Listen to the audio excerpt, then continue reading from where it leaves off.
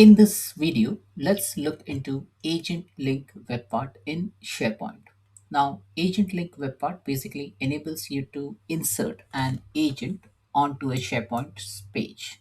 Now, why would you require that? Like, say, take for example, if you want to put a shortcut or show the different agents that are available for use for your end users. So, take for example, if you have a SharePoint site, and if SharePoint site has say maybe seven different agents, and if you want to consolidate all this agent or maybe categorize or maybe group that agent into different buckets and put it in a page and surface that to an end user, you can go ahead and use this web part.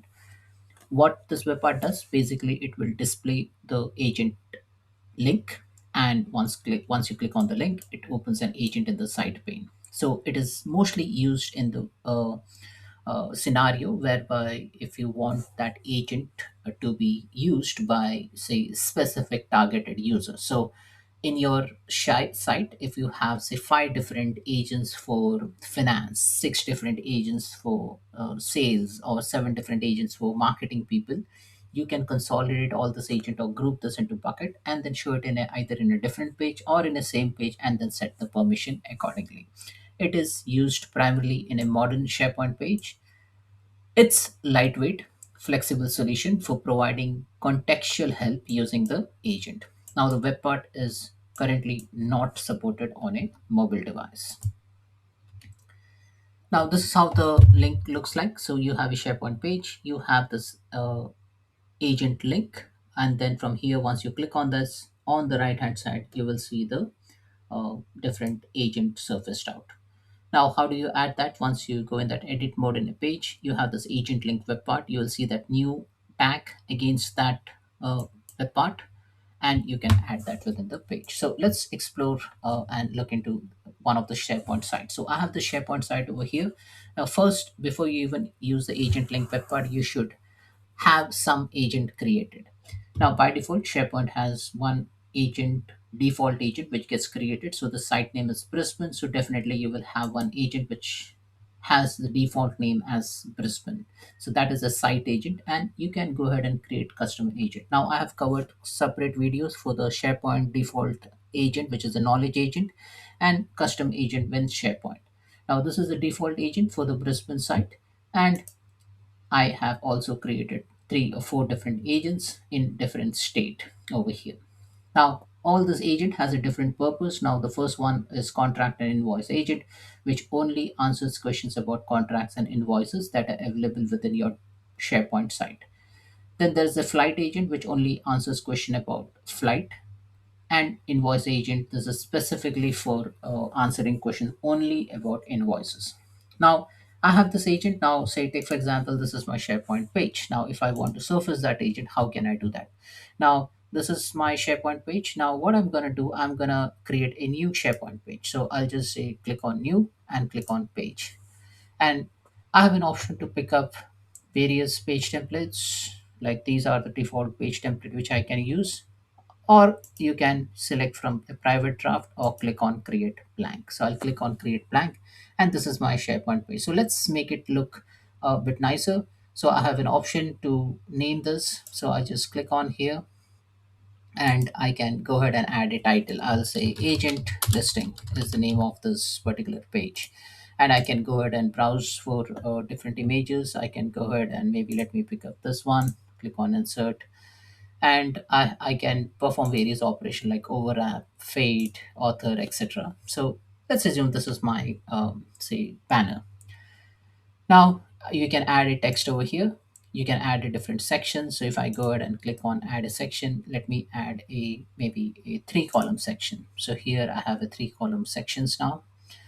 I can go ahead and add other sections, one third right, vertical section, two columns, etc. So I've added two column sections. So if you see over here, I have this three column sections and two column section, and I can now add a web part. So I'll click on add a new web part, and I'll search for agent link. This is available over here. This is one way to add a web part.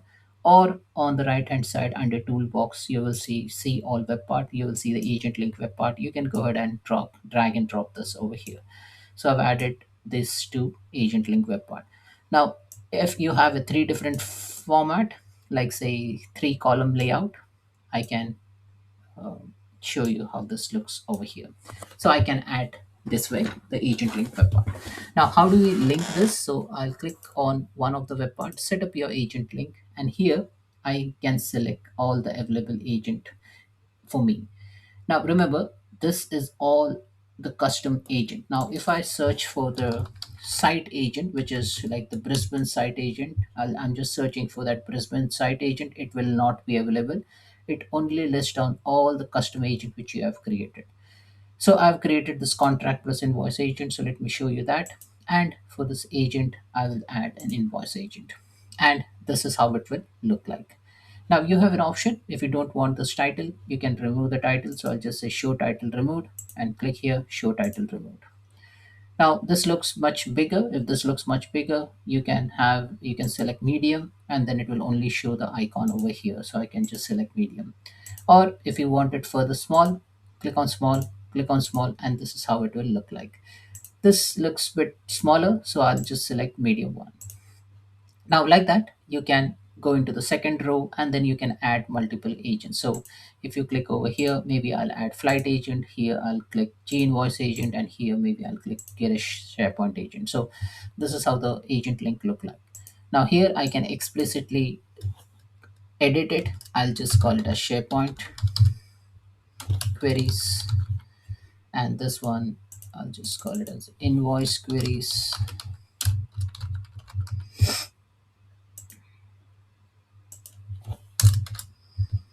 And here I'll just call it as a flight queries. And if everything is good, I will just go ahead and click on publish. Now you can also see other things. You can also look into the design ideas. You can check the accessibility assistance and all those good things, but I'll just click on publish now. So this page is now published. Now remember, we are in the Brisbane site. Okay. Now this page is loaded. I've added the agent link web part. Now let me close this. And if I click over here, it will automatically open it on the right hand side pane. So now you will be under the context of contract plus invoice agent.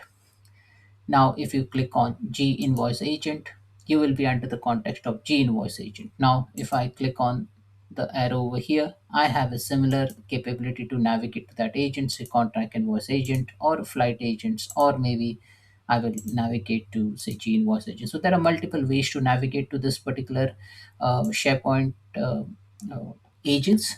Now, again, if you have rights, you can perform various other operations. You can view the chat history, you can edit the agent, you can set this agent as a default. So all those things. So basically, it is just a shortcut to trigger the agent interface. Now there are multiple ways to create an agent. So if you click on new, like I have created, clicked on new page. But if I go into say home page over here, now under new, here you will see agent. Now, how did we added that agent link web part is that we went into the page and then we added that agent link web part. So agent link web part basically allows you to uh, surface out the agents which are available within your SharePoint site. Now, I have a different SharePoint site as well. So this is a Brisbane SharePoint site. Now, if I go into a different SharePoint site, so maybe Australia SharePoint site. Now here, again, you can perform the same operations which I did for the Brisbane SharePoint site. This is a completely different site, altogether different layout, different look. I can go ahead and click on new page, click on create blank, and then from here I can also do all those header changes and images and all. I'm not going to do that. I have an option over here. So if you see all web paths, and here you get an agent link web part. I just drag and drop the agent link web part. Here click on setup agent link, and then all the agents that are available for you to consume will be available. Again, you get the same interface. So this is not tied to a specific SharePoint site. You can use agent across different site as well. So that's it, folks. This is all about agent link web part in SharePoint. Thanks for watching.